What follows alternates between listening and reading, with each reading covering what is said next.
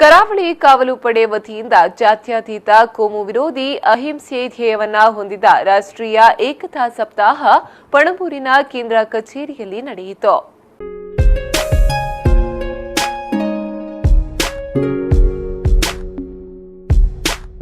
ಕಾರ್ಯಕ್ರಮವನ್ನು ಉದ್ಘಾಟಿಸಿ ಮಾತನಾಡಿದ ಕರಾವಳಿ ಕಾವಲು ಪಡೆಯ ಕಮಾಂಡರ್ ಎಸ್ಎಸ್ ದಾಸಿಲ್ ಅವರು ದೇಶದ ಸರ್ವಾಂಗೀಣ ಅಭಿವೃದ್ಧಿಗೆ ಒಗ್ಗಟ್ಟು ಅಗತ್ಯ. ಎಲ್ಲ ನಾಗರಿಕರು ಒಟ್ಟಾಗಿ ದೇಶದ ಪ್ರಗತಿಗೆ ಶ್ರಮಿಸಬೇಕು.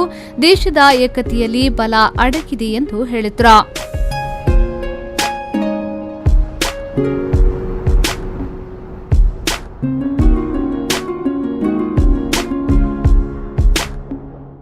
ಇದೇ ಸಂದರ್ಭದಲ್ಲಿ ಕರಾವಳಿ ಕಾವಲು ಪಡೆಯ ಸಿಬ್ಬಂದಿ ಅಧಿಕಾರಿಗಳು ಏಕತೆಯ ಪ್ರತಿಜ್ಞೆಯನ್ನ ಸ್ವೀಕರಿಸಿದರು.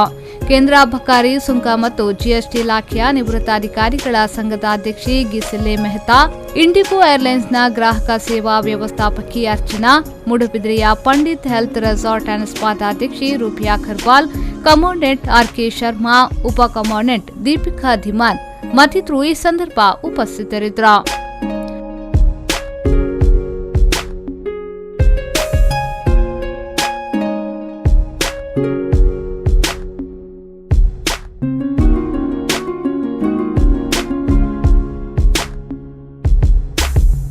ನ್ಯೂಸ್ ಬ್ಯೂರೋ ವಿ4 ನ್ಯೂಸ್ 24/7 ಮಂಗಳೂರು.